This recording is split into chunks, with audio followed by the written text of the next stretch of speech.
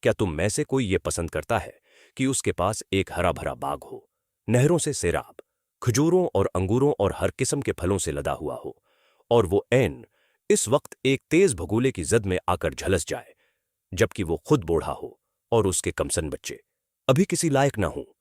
اس طرح اللہ اپنی باتیں تمہارے سامنے بیان کرتا ہے، شاید کہ تم غور و فکر کرو۔ اے لوگو جو ایمان لائے ہو، جو مال تم نے کمائے ہیں اور جو کچھ ہم نے زمین سے تمہارے لیے نکالا ہے، اس میں سے بہتر حصہ راہ خدا میں خرچ کرو۔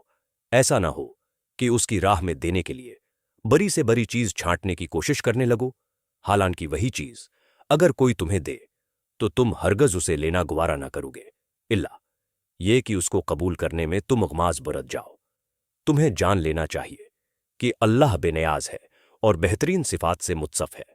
شیطان تمہیں مفلسی سے ڈراتا ہے اور شرمناک طرز عمل اختیار کرنے کی ترغیب دیتا ہے، مگر اللہ تمہیں اپنی بخشش اور فضل کی امید دلاتا ہے۔ اللہ بڑا فراخ دست اور دانا ہے۔